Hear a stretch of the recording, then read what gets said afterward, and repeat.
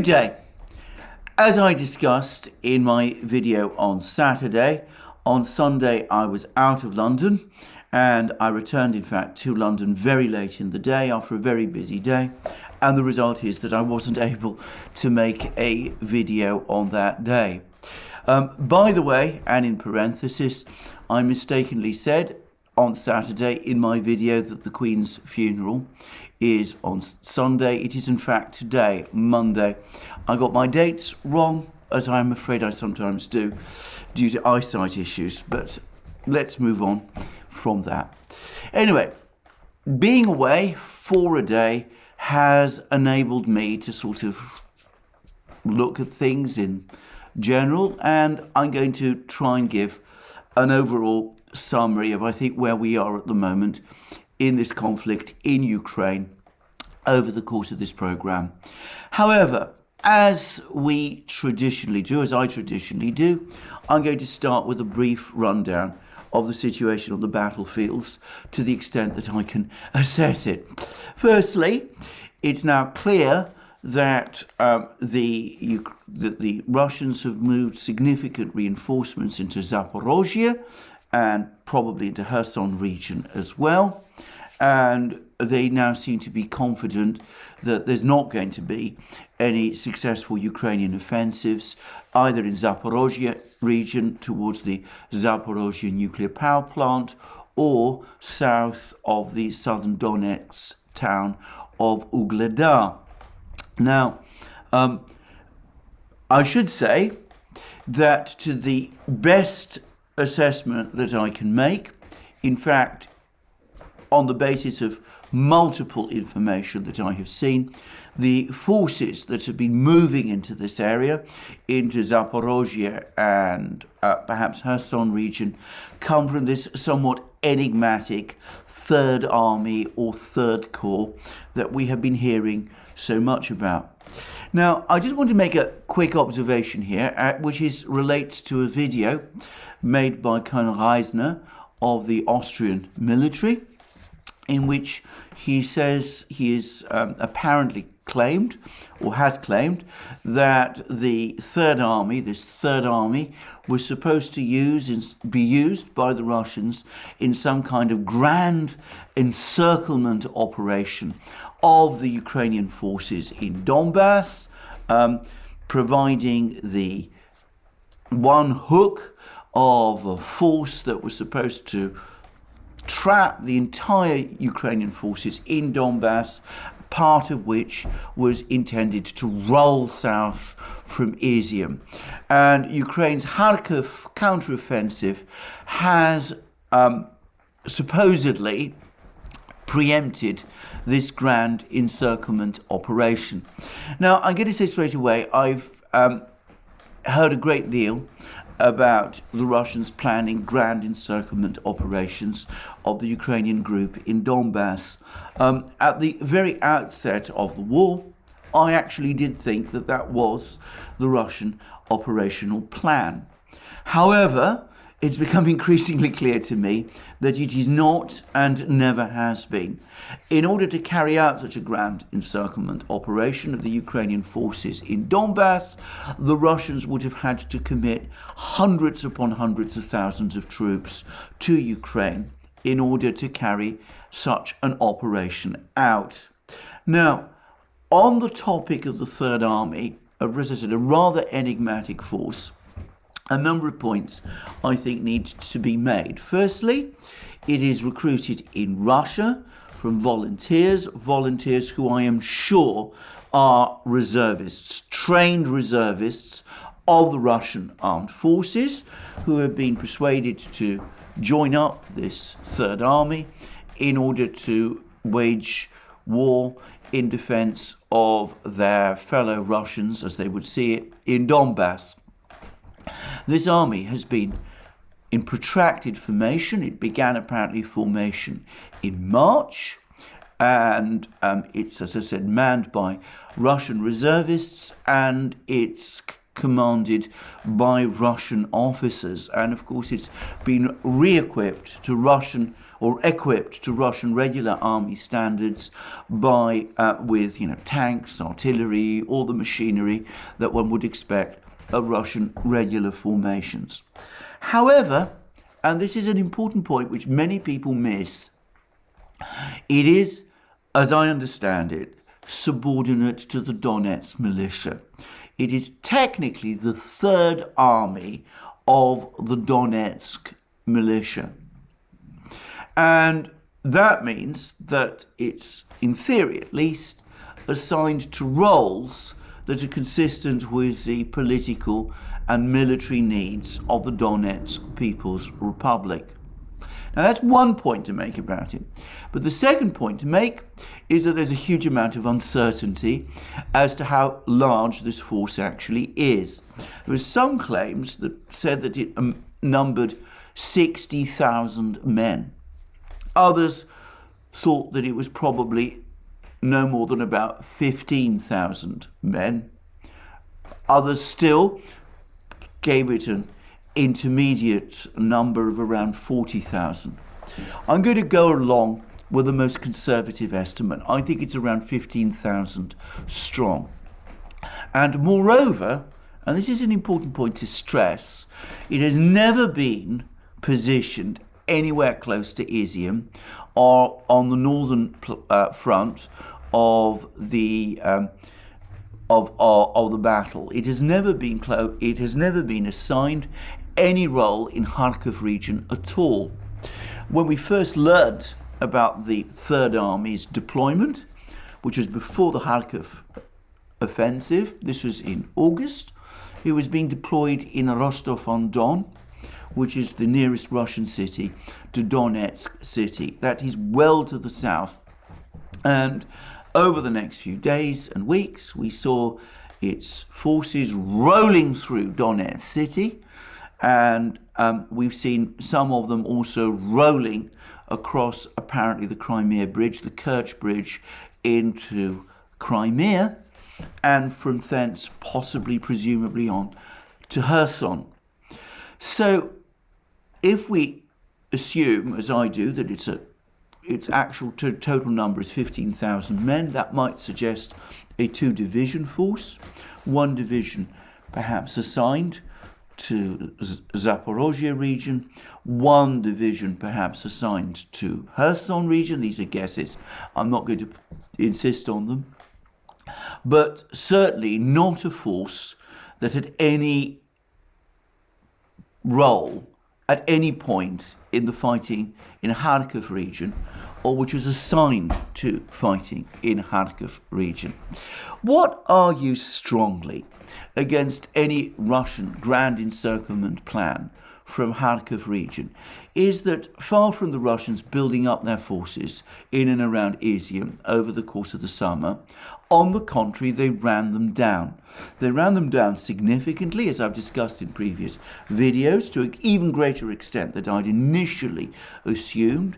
It seems that the total number of troops, Russian regular army troops, in Izium at the time when the Ukrainians launched their offensive was less than 1,000. So this simply doesn't look like the spearhead of some grand encirclement operation involving this Third Army of the Donetsk militia. Now, there is apparently another army, a Fourth Army, which is under formation, still under formation, and that presumably will also be deployed to Donetsk region before very long, and we will see where it goes. But certainly there doesn't seem to me to have been any plan to use the Third Army to encircle Ukrainian forces in Donbass, and it doesn't seem as if the Third Army had any part of any role at any time in the fighting in Kharkiv. And nor does it seem to me that the Ukrainian offensive can have preempted something which there is no evidence that the Russians ever planned to do. So I just wanted to make those points because I've had a number of people commenting to me about this and informing me about Colonel Reisner's assessment. I think Colonel Reisner is an extremely insightful and capable commentator on these matters. I would say, though, that my strong impression is that he gets most of his information, unsurprisingly, from Western sources. And I don't think he is always fully informed of Russian movements, actual Russian movements on the battlefields. Anyway, what we have is Russian forces now in Zaporozhye. There's been no Ukrainian offensive in Zaporozhye region, no Ukrainian offensive so far in Ugledar. And by the way, there are Russian commentators who are now saying that the time window for any such offensives has now gone. With the presence of all of these troops, there are now simply too many Russian troops in these regions for Ukraine to have any realistic hope of a successful offensive, either south of Ugledar or in Zaporozhye region. Whilst I'm on the topic of Ugledar, there are also, by the way, some reports that, on the contrary, it is the Russians, or at least the Donetsk militia, backed by the Russians, that are actually, once again, resuming attacks on Ugledar.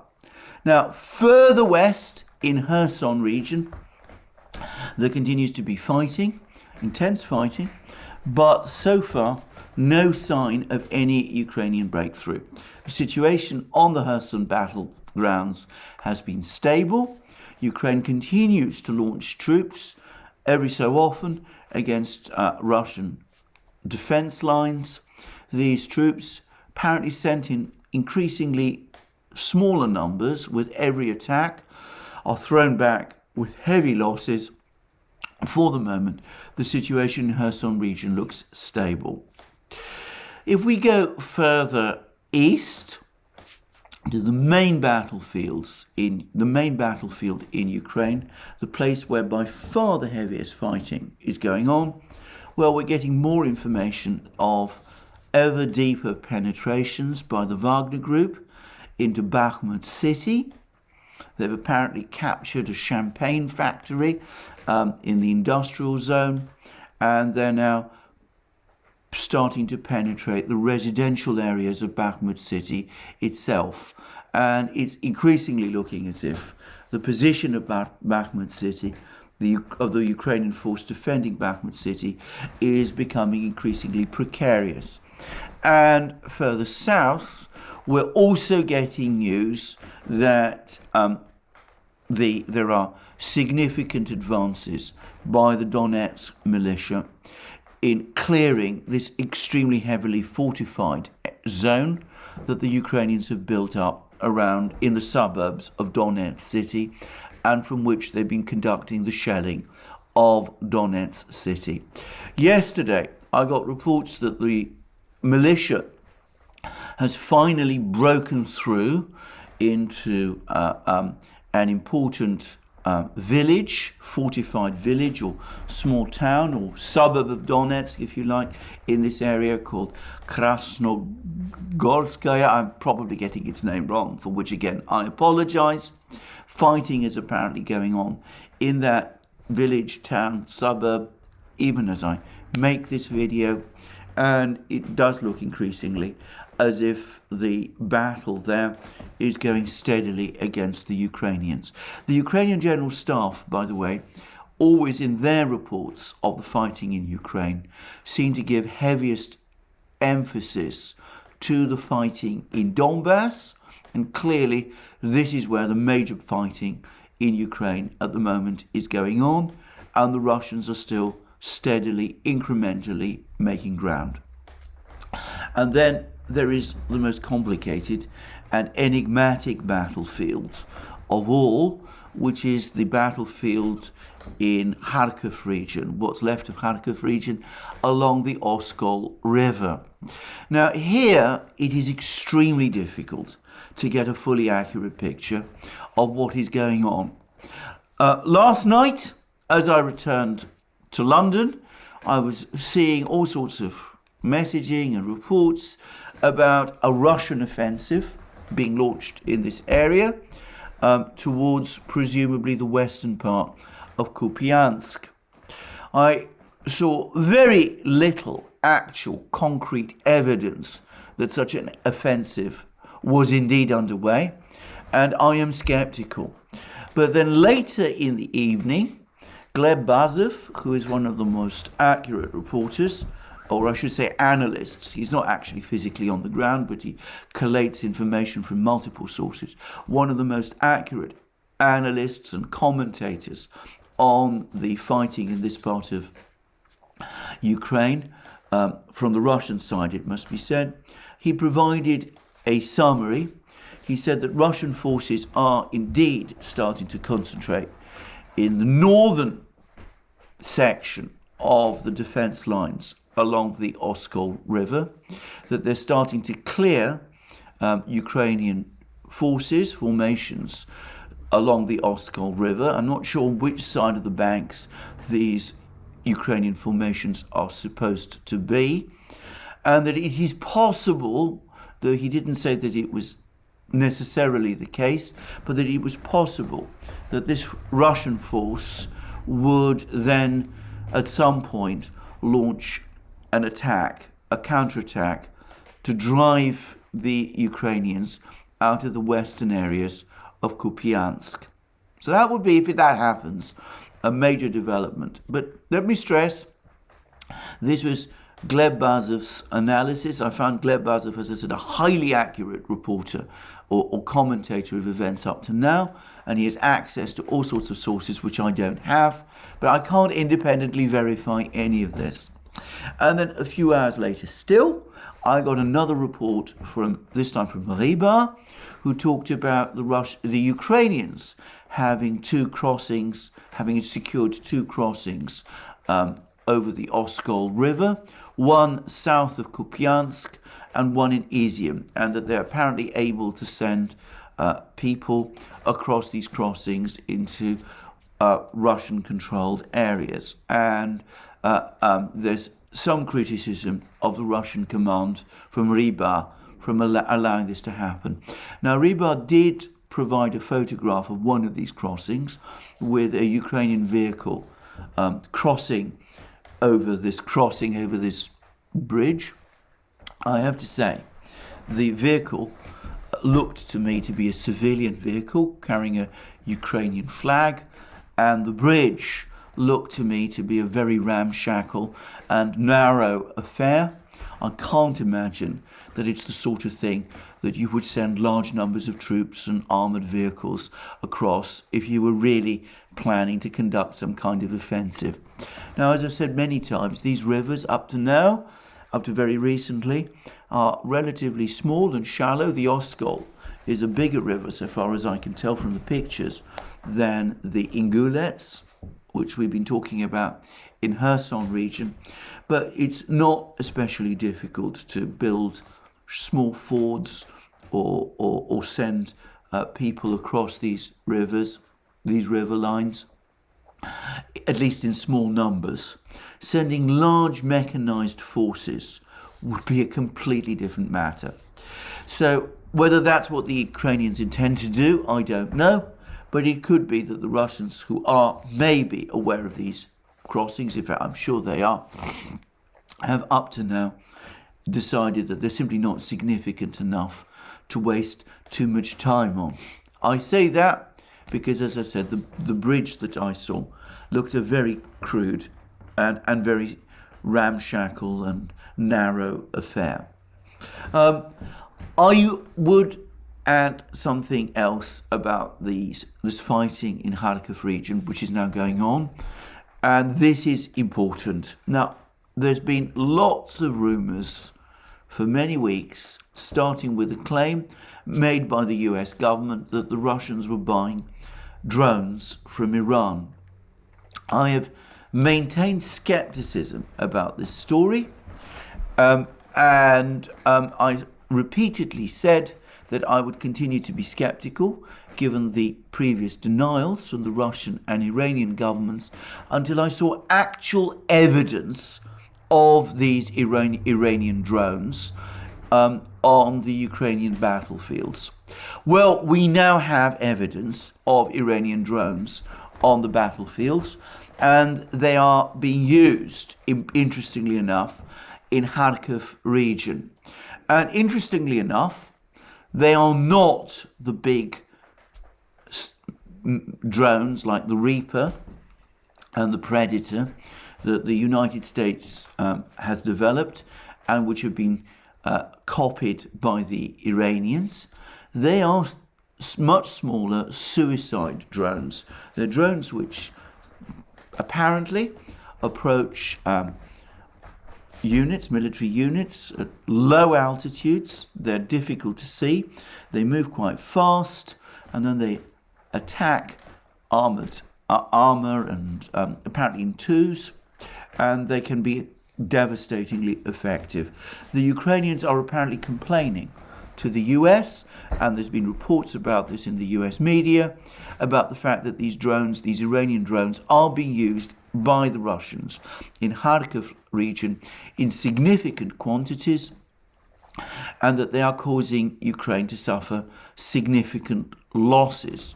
And there's some speculation that the reason that the Russians are using these drones to such an extent in Kharkiv region is because up to now they have not deployed the vast amounts of artillery that they usually use in fighting. That artillery presumably is still on its way. So we have evidence now finally of Iranian drones being used in the fighting in Ukraine. So obviously my previous skepticism on this topic was wrong. I think that this is an important geopolitical development. The fact that Russia and Iran are apparently now working towards defense cooperation is important, and it goes far beyond the events on the battlefields in Ukraine itself. And it's interesting that the Russians are using these drones as effectively as they are. And there's some speculations that up to 3,000 of these drones have been supplied to the Russians so far. And because they're reasonably small, they're easy apparently to produce. And no doubt we're going to be seeing more and more of them over the next couple of days and weeks. I will say one thing. Both the United States and Russia produce suicide drones of their own. The US has supplied lots of suicide drones to Ukraine, and they've proved completely ineffectual against Russian armored formations and Russian artillery. And Russian suicide drones have been used, and they've had the odd success, but they certainly don't seem to be as effective, anywhere close to being as effective as the Iranian drones are turning out to be.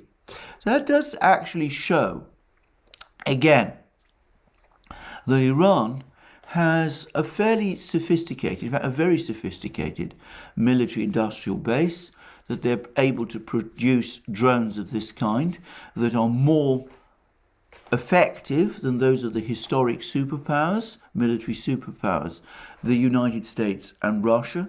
And it's perhaps another sign of the extent to which things in the world have changed and are continuing to change. Anyway, that's my summary of the situation on the battlefields. Again, let me reiterate, this is a fluid situation. It's quite possible by the time this video is published that things will have moved on, and we'll be having an awful lot more information about what is actually going on the battlefields than we have up to this point. But on top of that discussion, I want to carry out a relatively brief recapitulation of what has been going on. And it flows from discussions about what has been happening in Samarkand, and also the military developments that have been happening in Ukraine over the last couple of weeks.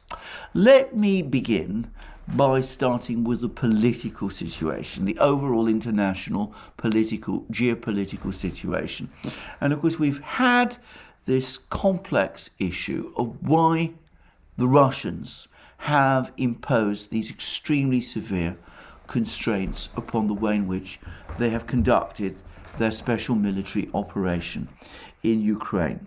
Now, in previous programs, I have said that I thought that one major factor, perhaps the single most important factor, was Putin's and the Russian leadership's concern to keep Russia's friends on side. And when I talk about friends, I mean first and foremost India and China. These are the two countries which between them are the two rising economic powers. China has, in purchasing power parity terms, an economy bigger than the United States. India, on nominal terms, is now the fifth biggest economy in the world. In purchasing power parity terms, it is bigger still. Both are shaping up to become major importers of Russian hydrocarbons, and Russia has an important strategic relationship, a strategic partnership with both of these countries. Moreover, Xi Jinping and Narendra Modi are Putin's personal friends. So it's important for the Russians to keep these relations warm. They need to keep these relations warm because they don't want to be isolated in international affairs, and at the same time they obviously look to China and Iran as economic partners now that the economic partnerships with the West have broken asunder, have fallen apart. So from a Russian point of view, it is important to prioritize these relationships. And I think, and I've discussed this before, I think this explains a great deal about what we have seen over the last couple of months.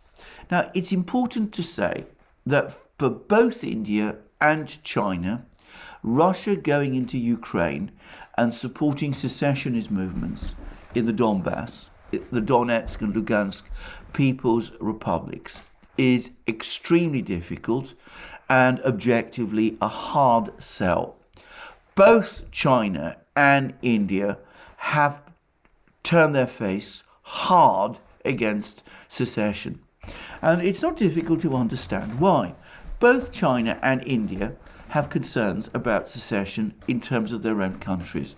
India has a complex problem with Kashmir, where it is fighting a low level, sometimes it's been a very high level, insurgency war against people who either want to make Kashmir a wholly independent country or who want to unite Kashmir with Pakistan. There are other regions of India, border regions, where there have also been historically movements that have sought secession from India. India has been implacably opposed to all of these movements, and there's been occasional flare-ups and wars. China has exactly the same concern. It's obvious. First concern is Taiwan, which is a major issue, a major topic of concern for the Chinese. But some of the western regions of China, Tibet, Xinjiang, there have been concerns about those regions as well. So that will predispose the Chinese and the Indians to look, shall we say, with a certain degree of disfavor to any Russian action which appear to support secession movements in a country like Ukraine. A country, by the way, Ukraine, with which both China and India have had reasonably friendly relations. So that, I think, goes very far to explain, given the priority of maintaining close relations with China and India, it goes very far to explain a lot of Russian decisions. The Russians will have explained to their Chinese and Indian friends that the special operation in Ukraine was brought about because of the consistent refusal of Ukraine and the Western powers to engage in realistic diplomacy, their refusal to implement the Minsk Agreement, which was enshrined in a resolution of the UN Security Council, and also, of course, the decision taken by the Western powers and Ukraine in February to launch some kind of military operation to recover Donbass, the event which the Russians claim triggered this special military operation. And they will have been very, very careful to provide both the Indians and the Chinese with the reports of the Organization for Security and Cooperation in Europe, which appeared to show that by far the heaviest shelling in February was carried out by Ukraine against Donbass, not vice versa. So the Russians will have explained all of that. They'll have explained that this is a forced move. They will have explained that they are not seeking the breakup of Ukraine. They're not seeking the conquest of Ukraine, all things which the Chinese and the Indians would not be able to support and which might cross Chinese and Indian geopolitical red lines or conceptual red lines, and that this is a limited special operation to protect the Russian people of Donbass. And as nationalists, the Chinese and the Indians would be fully sympathetic and on board with a special operation launched by Russia to defend people who the Russians could convincingly argue were ethnic Russians. The people, in other words, of Donbass. The people of Donbass who are like Russians, Eastern Slavs, who speak Russian, who practice the religion of the Russian Orthodox Church, and who have consistently shown a certain connection and attachment to Russia. So that, I think, is what the Russians have been telling the Indians and the Chinese.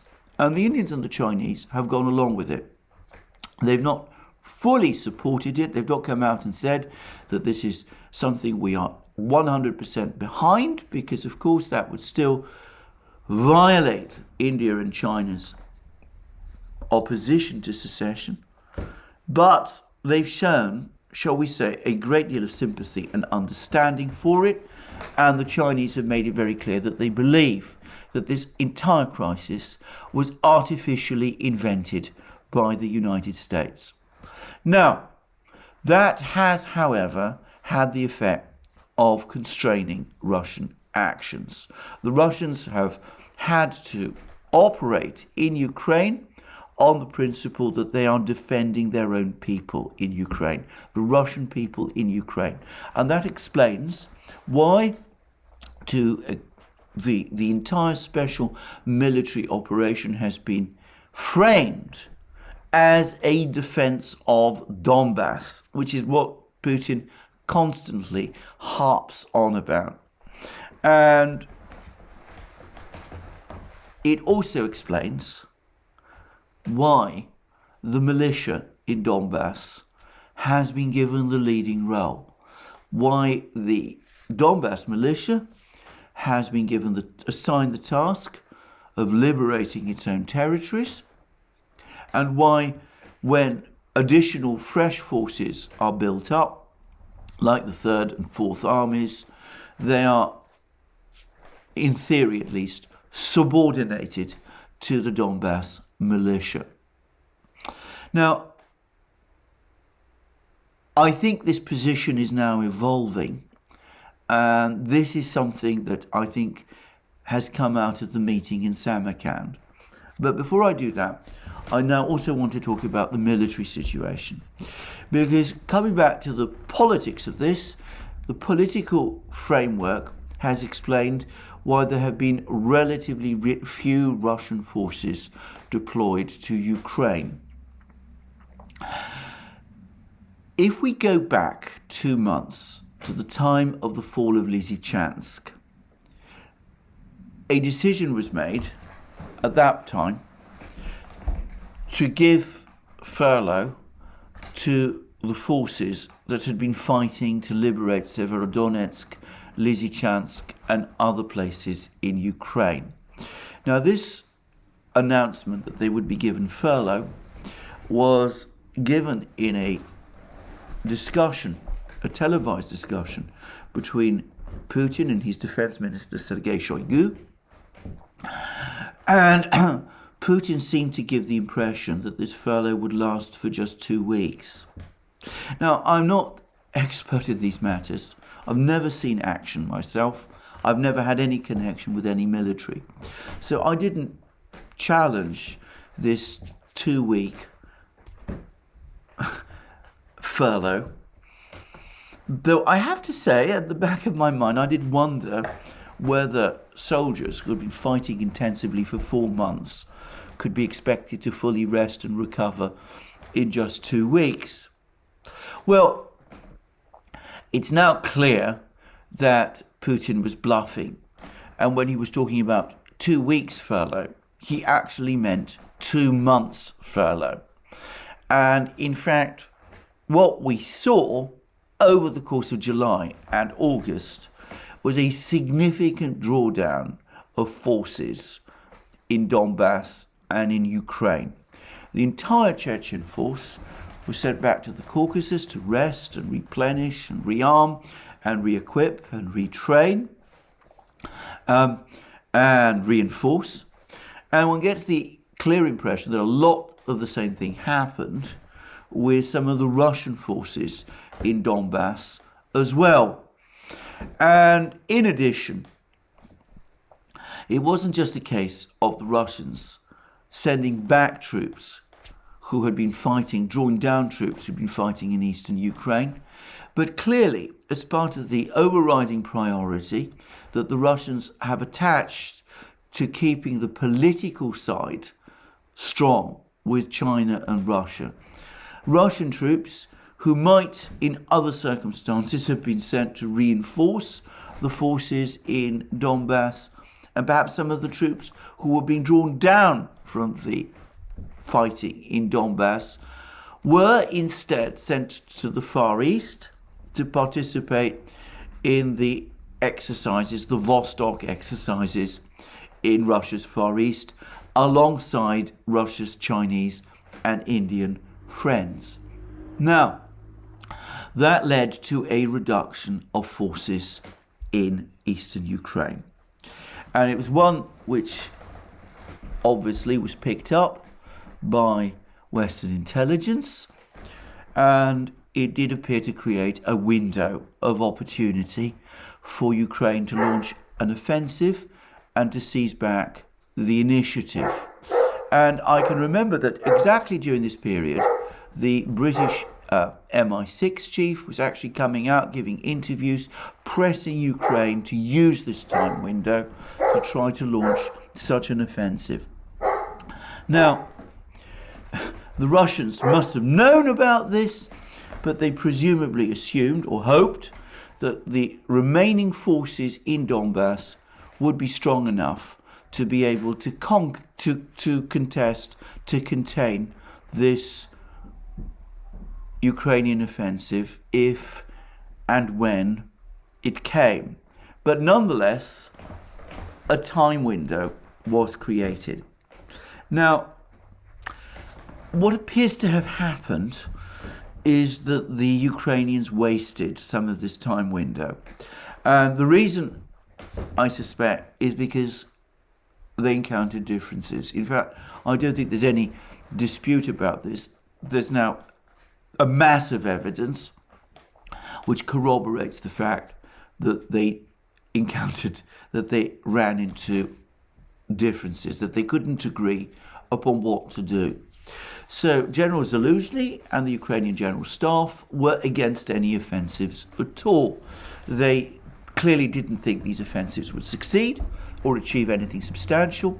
They were very worried that they would expose Ukraine's forces to severe losses. They want to husband forces to the extent that they can, build them up to the extent that they can, keep a Ukrainian army in being the better to hold on and perhaps just possibly launch an offensive in 2023. So that was what General Zaluzhny and the Ukrainian General Staff wanted to do.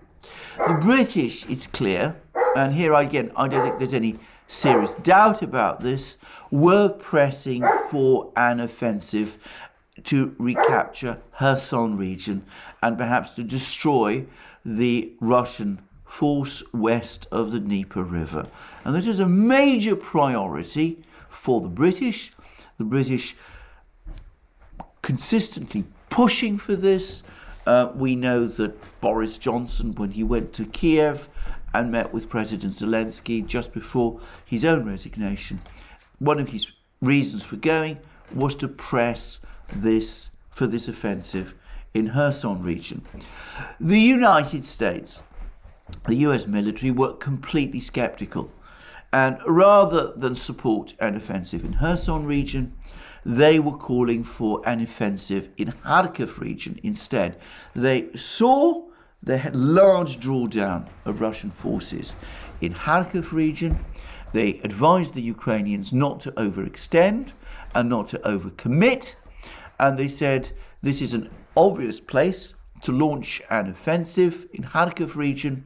You might, if you're lucky, be able to trap the remaining Russian forces in Izium and achieve a resounding victory there. So, arguments, discussions took place, and then we have good reason to think that the original date for the launch of these offensives was the 10th of August. In fact, the Russians released a battle plan for the Ukrainian offensive in Kherson region, which specifically said that it would start on the 10th of August. This is before, by the way, the offensive was actually launched. Well, instead of it being launched on the 10th of August, it was instead launched on the 28th, on the 29th of August, right at the very tail end of the month. Now, that reduced the time window, because in September, a lot of those forces that were given furlough by Putin at the end of June, by the Russians at the end of June, have started to trickle back to Ukraine. So we've seen the Chechens coming back into the war. We've seen other forces appearing as well. And we've also seen this enigmatic Third Army appear. But the other problem is that it does look as if weather conditions are starting to change. And though I'm no expert in this area, with the autumn rains coming, which apparently are heavy in this part of the world, it's very likely that the rivers will start to become much stronger, that the ground will become soft and muddy. The ability of the kind of tracked vehicles the West has supplied to Ukraine to continue to operate over the soft ground will diminish, and that will inevitably affect whatever offensive operations Ukraine might be intending to launch or to persist with. So those 3 weeks have played a significant role in, as I said, shutting Ukraine's time window. I suspect also that it's had a further effect, because what has happened, or what is now increasingly clear has happened, is that the steady hardening of the Western position has enabled Putin and the Russians to make further progress with their Chinese and Indian friends. Now, entirely contrary to what we still see being churned out of the British and American media, it looks as if, far from Putin being chided or criticized by the Chinese and the Indians, by Xi Jinping and Modi at the Samarkand summit, he was, on the contrary, able to persuade the Chinese and the Indians or show to the Chinese and the Indians that, on the contrary, it is Ukraine and its Western backers who are being unreasonable. And we started to see signs of how this is now providing the Russians with more space in the war. They're now much more active in attacking Ukraine's infrastructure than they used to be.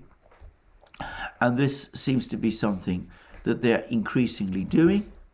And of course, if there is going to be an upgrade of the special military operation into a counter-terrorism operation, they've got material discussed at length by Putin in his press conference the other day, and no doubt discussed in even more detail in his meetings with Putin and Xi, which basically Putin is using to support his contention that the Ukrainians and their Western backers are behaving in a terroristic way. And of course, that is a huge plus for Putin politically and diplomatically, because deeply uncomfortable though the Indians and the Chinese are with the concept of secession, they are even more implacably opposed to anything that could remotely be described as terrorism. So that may have given the Russians rather more political space to enlarge their special military operation. So, where are we? I don't think the time window has fully closed. I think there's still some space and time for Ukraine to try and pull something off. They may try and pull something off in Kherson region. At the moment, it seems more likely that they're going to try to do something in Kharkiv region.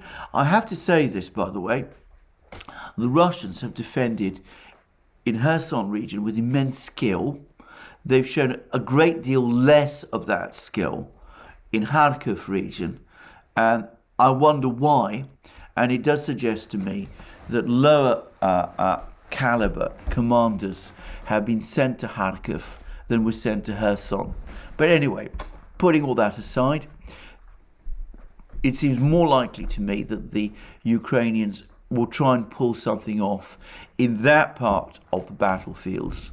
But they probably have only a limited amount of time, perhaps 2 weeks, in order to pull this off. If they don't, if the Russians are able to grind on, capture Bakhmut, surround the Ukrainian forces in Avdiivka, hold on to their gains in Donbass, hold on to Kherson and Zaporozhye region, then things will start to look extremely grim for Ukraine. Now, I have to say that whatever happens, given the importance of this war to the Russians, I'm sure that in the end they will do whatever they have to do to make sure that they prevail. And given the enormous discrepancy in power between Russia and Ukraine, even a Ukraine supplied by Western weapon systems, the Russians must ultimately prevail. I repeat again that even General Zaluzhny's idea of holding out, building up reserves until 2023, doesn't provide Ukraine with a path to victory. At best, it buys time. Ideas about offensives and counter-offensives that throw away the lives of people are simply not what Ukraine needs at the moment. They need to start listening to those, apparently the Indians and the Chinese as well, who are telling them to seek peace. But that, I think, is what they should do now. They've achieved a success of a sort in Kharkiv region, which they can package as a victory. They can sit down and negotiate on that basis. If they wait 2 weeks' time, then the situation could have turned once again decisively against them, and their prospects in that kind of negotiation will be far worse. I'm sorry to say, I don't think they're going to take the route of negotiations. I think they're going to cling on, and I think they're still dizzy with success after Kharkiv. But what I will say is that if they do take that last course, then by the end of September, we will see probably a completely different mood settling over Ukraine as the war begins to go seriously wrong. These offensives look to me to be Ukraine's and perhaps the West's last shot. If it misses, then Ukraine is in a very difficult position. Perhaps the time to negotiate, the best time to negotiate, is now. Anyway, that's my overall summary of the situation. More from me soon. In the meantime, please remember that you can find all my videos on other platforms, especially on Locals, where, by the way, I also do live streams every Wednesday at 1400 hours Eastern Standard Time, 1900 hours London time. These live streams are exclusive to Locals. If you come and join us on Locals, then you can put whatever questions on any basic topic that you want to me, and I will answer them either during the live stream itself or in a follow-up video. And then, of course, you can also come and find us on other platforms: Rumble, BitChute, Odyssey, Telegram. And of course, don't forget that you can support our work via Patreon and Subscribestar. And you can also come to our shop, buy the great things that you will find there: our magic mugs, our hats, our hoodies, our sweatshirts, our t-shirts, and all the rest. And last but not least, please remember, if you've liked this video, to press the like button and to check your subscription to this channel. Thank you for joining me again today. More from me soon, and have a very good day until we speak again. Thank you.